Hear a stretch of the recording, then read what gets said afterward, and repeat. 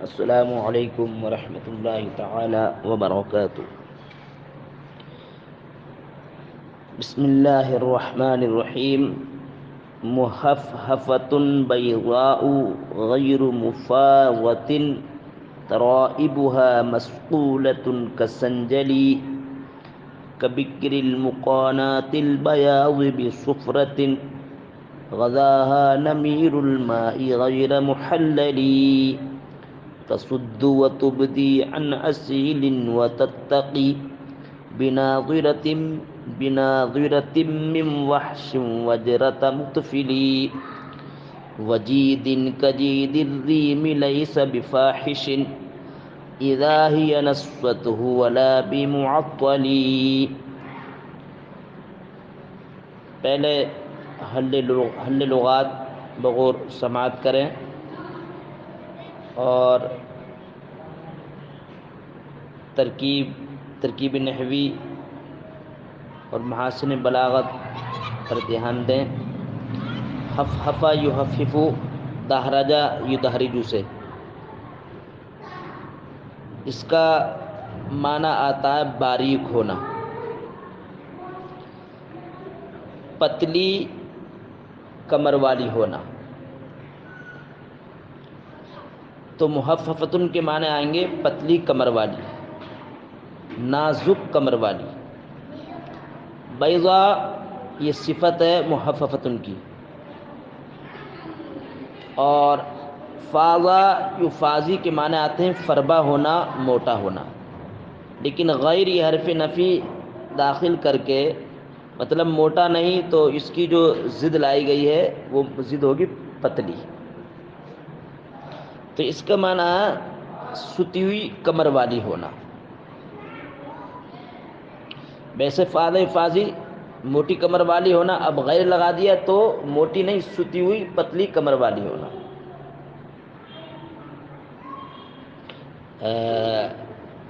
موٹے پیٹ والی بھی جس کو بولتے ہیں، تو یہاں پر محفت پتلی کمر والی اور غیر مفاضت ستے ہوئے پیٹ والی۔ ترائب تریبتن کی جمع ہے جس کا معنی آتے ہیں سینے کی ہڈی۔ تو یہاں پر جو جمع لائی گئی ہے کثرت کا معنی پیدا کرنے کے لیے۔ تو کثرت کا معنی اس معنی کر پیدا ہوگا گویا اس کا سینہ جو ہے زیادہ ابھرا ہوا ہے انیزہ کا۔ ثقلا یثقل کے معنی آتے ہیں صاف ہونا، روشن ہونا۔ سنجل سنجل اس کا معنی آتا آئینہ۔ تو ہیا جو اس میں مقدر ہے، محفحفۃ بیضاء غیر مفاضل، یہ جو ہے یہ تینوں صفتیں ہیں، ہیا مقدر کی صفت ہے۔ تو اس میں گویا ایجاد حذف ہے اور تنسیق الصفات ہے۔ ایجاد حذف اس لیے ہے کہ اس میں ہیا مقدر ہے، اور تنسیق الصفات اس لیے ہے کہ اصل میں تھا ہیا امرأۃ محفحفۃ بیضاء، یہ تو یہ تینوں جو ہیں صفت ہیں امرأۃ المقدر کی، اس لیے اس میں تنسیق الصفات ہے۔ ایک موصوف کے لیے دو یا دو سے زائد صفت لانا یہ تنسیق الصفات کہلایا جاتا ہے۔ ترائب یہ مبتدا ہے، کسنجلی کا ظرف لغو بنے مسقولہ کا، تو ترائب مضاف مضاف الیہ سے مل کر مبتدا، اور مسقولۃ کسنجلی یہ خبر ہے۔ اور اس میں جو تشبیہ ہے، تشبیہ مرسل مجمل ہے۔ مجمل اس لیے دیکھیے ایجاز حذف محذوف ہے، اور مرسل مجمل اس لیے ایجاز حذف اس میں وجہ شم محذوف ہے، اور مرسل اس لیے کہ ادات تشبیہ کا موجود ہے۔ یعنی اس کا سینہ اس طریقے سے ابھرا ہوا ہے، انیزہ پردہ نشی انیزہ محبوبہ کا اس طریقے سے نظر آ رہا ہے جیسے کہ صاف و شفاف آئینہ، جیسے کہ آئینے میں تصویر بالکل کلیئر جو ہے نظر آتی ہے، ویسے ہی بعینہ جو ہے اس کا سینہ نظر آ رہا ہے. محففۃ بیضاء غیر مفعاظۃ طرائبها مسطولۃ کسندل. اب اس کا ترجمہ بغور سنیں. وہ انیزہ محبوبہ، وہ انیزہ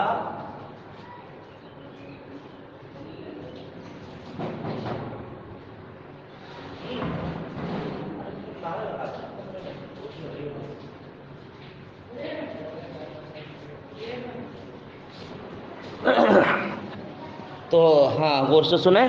محففۃ بیضاء غیر مفعاظۃ طرائبها مسطولۃ کسندلی. وہ ستے ہوئے پیٹ والی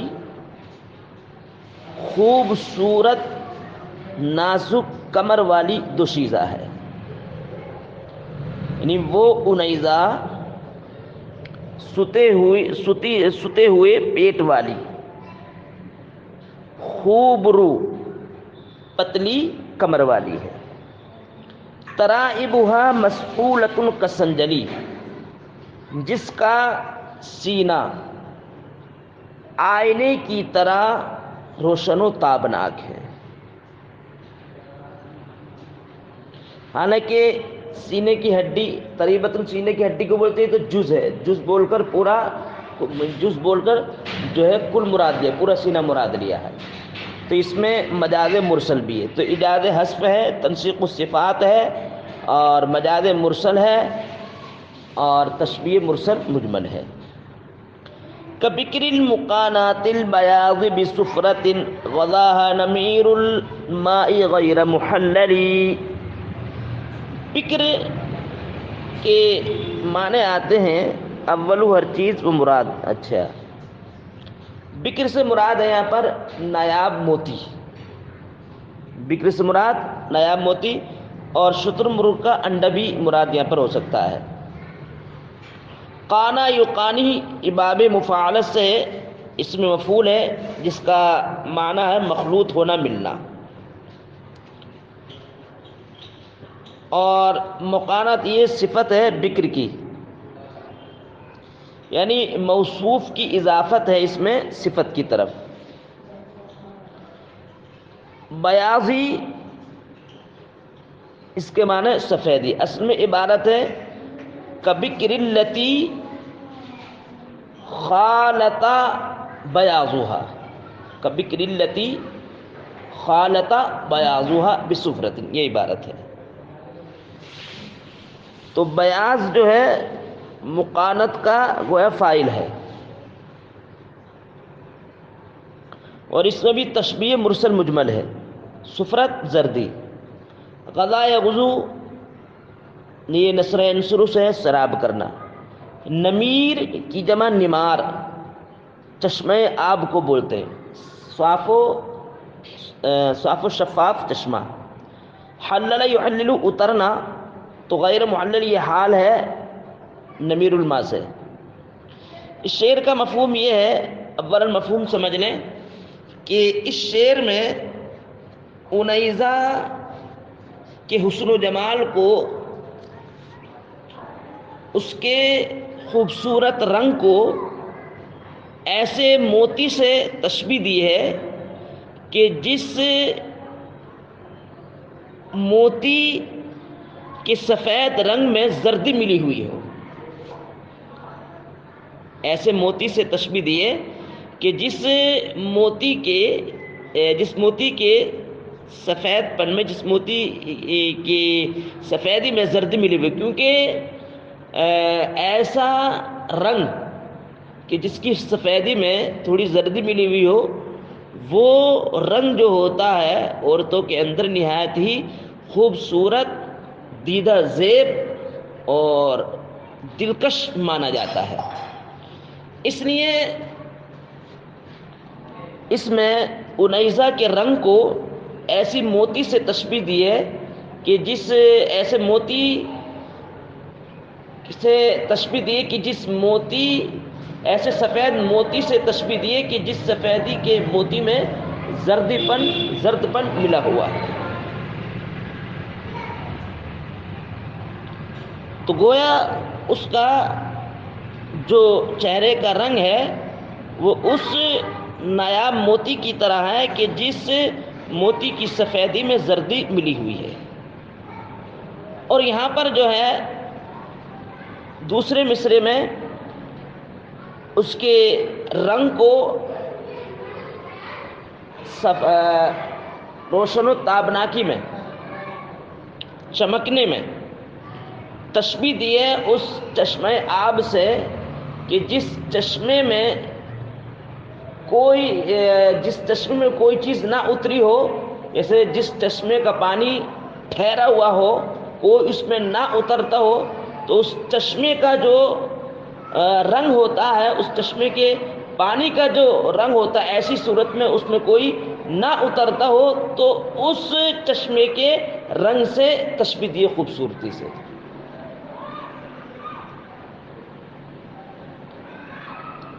تو بکر میں نے نایاب موتی، قانا یا قانی جو ہے مخلوط ہونا، ملنا، صفرت میں نے زردی۔ اب دیکھیں کبکر المقانات البیاض، اس میں بھی تشبیہ مرسل مجمل ہے، اور بکر، مقانات، بیاض، ان تینوں میں جو ہے وہ ہے مراعات النظیر۔ اسی طرح محلل، غضا، نمیر، ما، ان تینوں میں بھی مراعات النظیر ہے۔ کبکر المقانات البیاض بصفرۃ غضاها نمیر الماء غیر محللی، یہاں بھی ہے مقدر ہے۔ وہ انیزہ اس نایاب، اس انیزہ کا رنگ اس نایاب موتی کی طرح ہے، اس انیزہ کا رنگ، اس انیزہ کے حسن و جمال کا رنگ کبکرل، اس نایاب موتی کی طرح ہے، المقانات البیاضی کے جس موتی کا سفید رنگ زردی کے ساتھ مخلوط ہے، اس انیزہ کے حسن و جمال کا رنگ اس نایاب موتی کی طرح ہے، المقانات البیاضی کے جس موتی کا سفید رنگ مخلوط ہے زردی کے ساتھ۔ غضاہا نمیر المائی، ہاں ضمیر لوٹے گی انیزہ کی طرف، اس انیزہ کو صاف و شفاف چشمہ آب نے سراب کیا ہے، غیر محللی، جس میں کسی کا حلول نہ ہوتا ہو، اس حال میں کہ اس چشمہ آب میں کسی کا حلول نہیں ہوتا۔ غضا نمیر ہوا غیر محللی، اس انیزہ کو سراب کیا ہے، گویا اس انیزہ کو سراب کیا ہے صاف و شفاف چشمہ آب نے، غیر محللی، در حال ہے کہ اس میں کوئی نہیں اترتا۔ تصد وتبدی عن اصیل وتتقی بناظرۃ من وحش وجرۃ مطفلی۔ اس شعر کا اولا مفہوم سمجھنے، اس شعر کا مفہوم یہ کہ اس شعر میں امرؤ القیس نے انیزہ کی آنکھوں کو تشبیہ دی ہے مقام وجرہ میں رہنے والی وحشی نیل گاؤں کی آنکھوں سے، یعنی مقام وجرہ میں جو ہرنیں رہتی ہیں وہاں کی ہرنوں کی آنکھوں کی خوبصورتی مشہور ہے۔ مطلب یہ کہ مقام وجرہ کے ہرن کی آنکھوں کو اگر دیکھ لیا جائے تو انیزہ کی آنکھیں گویا یاد آ جاتی ہیں، اور انیزہ جو شفقت کرتی ہے امرؤ القیس سے، اس شفقت کو تشبیہ دی ہے مقام وجرہ کے ہرن، مقام وجرہ کا ہرن جو اپنے بچے کے ساتھ شفقت کرتا ہے، جیسے ہرن جو اپنے بچے کی طرف پیچھے کو نگاہ اٹھا کر کے دیکھتی ہے تو محبت کی نگاہ سے جو دیکھتی ہے، شفقت کی نگاہ سے دیکھتی ہے، وہی شفقت جو ہے امرؤ القیس کے لیے انیزہ کے اندر ہے۔ تو اس شعر میں شفقت کو اور مقام وجرہ کی نیلگائے وحشی ہرنوں کی آنکھوں کو تشبیہ دی ہے انیزہ کی آنکھوں سے۔ اب دیکھیں سدہ سدو کے معنی آتے ہیں ظاہر کرنا، اعراض کرنا۔ سدہ سدو اعراض کرنا انشلے کے ساتھ، اور ابدا یبدی ظاہر کرنا۔ اصیل کی جمع اصال، اس کا اور اس میں جو ایجاز حذف ہے، ایجاز حذف اس نے خد محذوف ہے رخسار، اور اصیل کے معنی آتے ہیں دراز، یعنی دراز رخسار۔ اتقا اتقی معنی بچنا۔ ناظرتن کے معنی آتے ہیں چشم، نگاہ، نگاہ۔ تو تنوین جو اس میں یہ مضاف الیہ کی صورت میں ہے، یہ اصل میں عبارت ہے بناظرتی وحشن ذاتی متفلن، ذاتی طفل عبارت ہے۔ اطفلہ طفل معنی بچے والی ہونا، اور یہ وحش کی صفت ہے۔ اور من وحشن یہ بھی صفت ہے نادرتن کی، متفل صفت ہے وحش کی۔ تو اب دیکھیں تصد و تبدی عن اصیل، وہ انیزہ اعراض کرتی ہے اور دراز رخسار کو ظاہر کرتی ہے، و تبدی عن اصیل، اور دراز رخسار کو اپنی ظاہر کرتی ہے۔ وتتقی بناظرۃ من وحش وجرۃ متفل، وجرہ مقام کا نام ہے، جنگل کا نام ہے، یعنی یہ مکہ اور سہارا میں یعنی مکہ و بصرہ، یعنی مکہ اور بصرہ کے درمیان ایک جنگل کا نام ہے۔ تصدو و انیزہ اعراض کرتی ہے، و تبدی عن اصیل، اور اپنی دراز رخسار کو ظاہر کرتی ہے، و تتقی، اور بچتی ہے۔ کس سے بچتی ہے؟ بناظرۃ من وحشی، مقام وجرہ کی بچے والی ہرن کی جیسی نگاہ سے۔ و تتقی، اور وہ بچتی ہے مقام وجرہ کی بچے والی ہرن کی جیسی نگاہ سے، یعنی میں مقام وجرہ کی ہرن جیسے اپنے بچے کو دیکھتی ہے ویسے ہی وہ دیکھتی ہے۔ وجید کجید الریم لیس بفاحش اذا ہی نصفته ولا بمعطل۔ اس شعر میں امرؤ القیس نے انیزہ کی گردن کو تشبیہ دی ہے ہرن کی گردن سے، حالانکہ ہرن کی گردن جو دراز بھی ہوتی ہے اور اس میں جو ہے زیور بھی نہیں ہوتا گردن میں، تو اس نے نفی کر دی لیس بفاحش ولا معطل سے، یعنی ایسی مناسب گردن ہے جو نہ لمبی ہے اور زیورات سے خالی بھی نہیں ہے۔ تو اس میں بھی تشبیہ مرسل مجمل ہے، اس لیے کہ انیزہ کی گردن کو تشبیہ دی ہے اس میں امرؤ القیس نے ہرن کی گردن سے۔ ریم کی جمع آرام، جید کی جمع اجیاد، گردن۔ فاحش کے معنی آتے ہیں فحش، قبیح، عیب، اور عیب جو ہوتا لمبے پن میں عیب ہوتا ہے، تو یہ فاحش کنایا ہے عیب سے۔ اور عطر معنی زیورات سے خالی ہونا، تو لا نفی کے ذریعے مطلب یہ زیورات سے وہ خالی نہیں ہے۔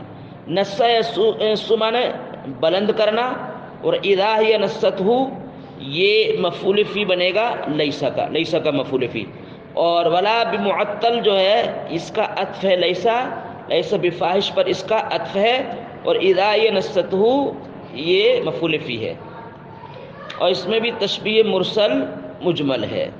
اب دیکھیں اور وجید کا عطف علی اصیل پر اس کا عطف ہے۔ اب دیکھیں اور وہ انیزہ ظاہر کرتی ہے وجید لیس بفاحش ولا معطل، اور وہ ہرن کی گردن کی طرح گردن کو ظاہر کرتی ہے، اور اپنی گردن ہرن کی گردن کی طرح ظاہر کرتی ہے۔ لیس بفاحش، جو گردن نہ دراز ہے، ولا بمعطل، اور نہ زیور سے خالی ہے، اذا ہی نستہ، اس کے بلند کرنے کے وقت، اذا اس کی اپنی گردن کو اٹھانے کے وقت، اذا اندہ کے معنی وجیدن، اور وہ ہرن، اور وہ انیزہ ہرن کی گردن کی طرح اپنی گردن کو ظاہر کرتی ہے، ایسی گردن جو نہ دراز ہے اور نہ زیورات سے خالی ہے، اذا ہی نسو، اس کو اٹھانے کے وقت۔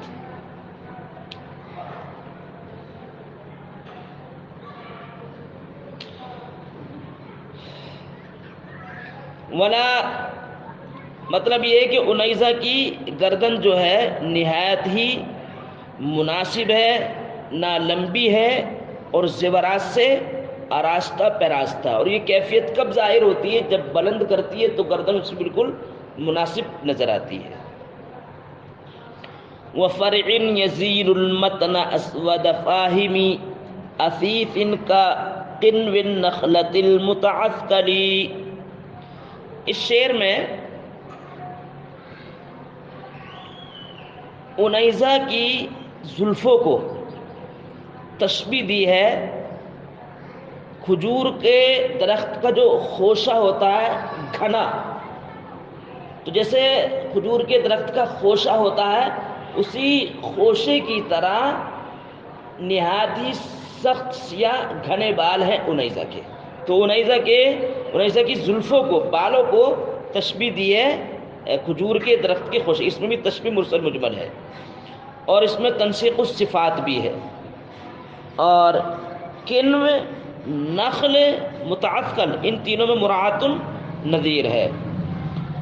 اور فرعن کی جمع فروع، اس کے معنی آتے ہیں زلفیں، بال۔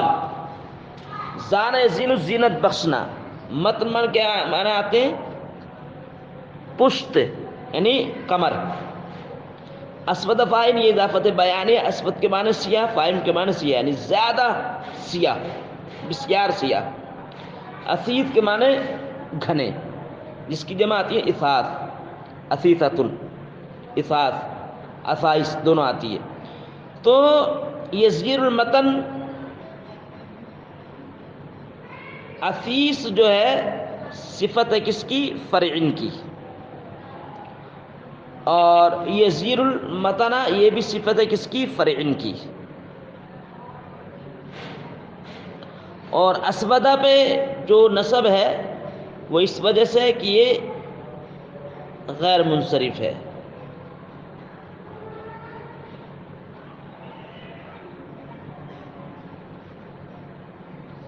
وفرعن یزیر المتنا اسود فائم اثیثی، حالانکہ یہ فرعن کی جب اسودہ، جب فرعن کی صفت ہے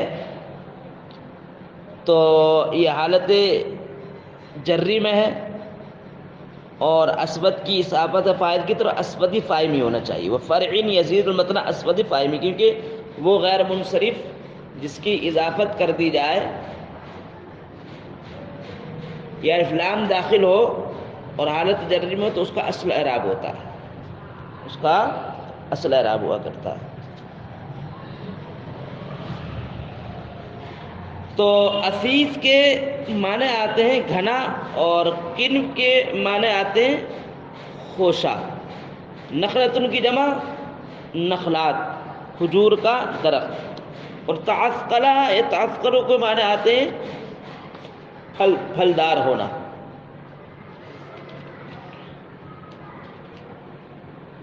تو کھجور کا پھلدار خوشہ، تو متعثقل جو صفت ہے یہ کنو کی صفت ہے۔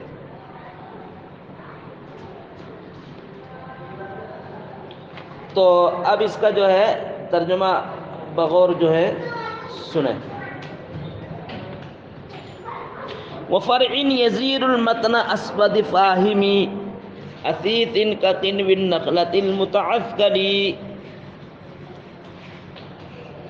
اور وہ اس کا بھی عطف اصیل پر، اور انیزہ ظاہر کرتی ہے کھجور کے درخت کے پھلدار خوشے کی طرح گھنے سخت سیاہ کمر کو، زینت بخشنے والی زلفوں کو۔ کھجور کے درخت کے پھلدار خوشے کی طرح گھنے گھنی سخت سیاہ زینت کو پشت کمر کو زینت بخشنے والی زلفوں کو ظاہر کرتی ہے. کس کی طرح؟ کھجور کے پھلدار خوشے کی طرح.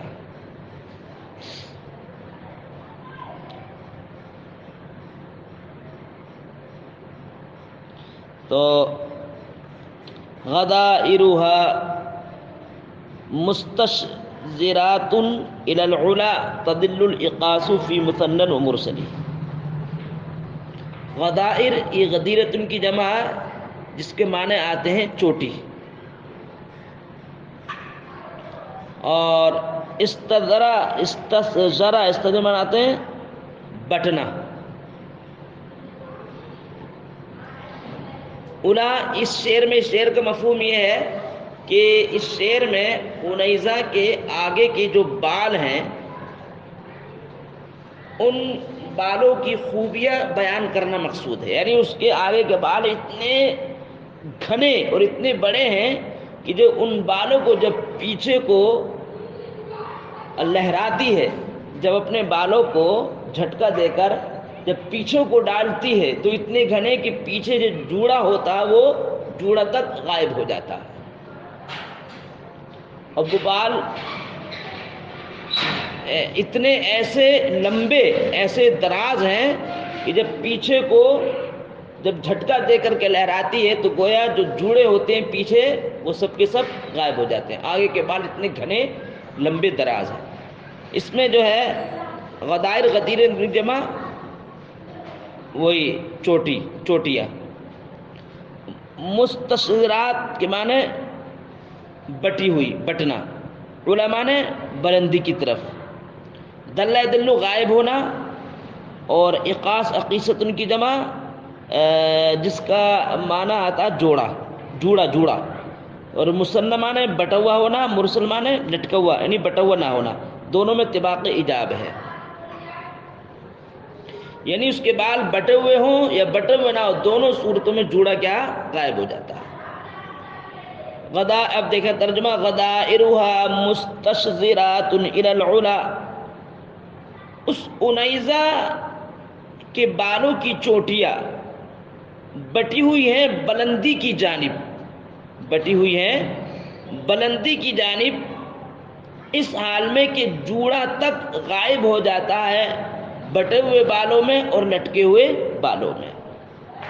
یعنی اس انیزہ کی چوٹیاں بٹی ہوئی ہیں بلندی کی طرف. اس انیزہ کی چوٹیاں، بالوں کی چوٹیاں مستشرات بٹی ہوئی ہیں بلندی کی جانب، اس طرح کے تدلی الاقاس کہ جوڑا غائب ہو جاتا ہے بٹے ہوئے اور لٹکے ہوئے بالوں میں. یعنی اتنے بلند بال، اس کے بال جو ہے لٹکے بٹے ہوئے ہوں تب بھی جوڑا غائب ہو جاتا ہے پیچھے ہو کرے تو، اور لٹکے ہوئے بال ہو تب بھی وہ پیچھے ہو کرے تب بھی اس میں جوڑا غائب ہو جاتا ہے. تو یہ جو ہے 6 اشعار جو ہو گئے. اب انشاءاللہ عزیز یہ باقی جو اشعار کل جو پڑھائے جائیں گے تھوڑا سخت ہے، اس پہ تھوڑا اس کو غور سے ترکیب نحوی کے ساتھ اس کو پڑھیں، اور محاسن بلاغت پر بھی دھیان دیں، اور حل لغات پہ بھی دھیان دیں. ان اشعار کو بار بار پڑھنے کی کوشش کریں.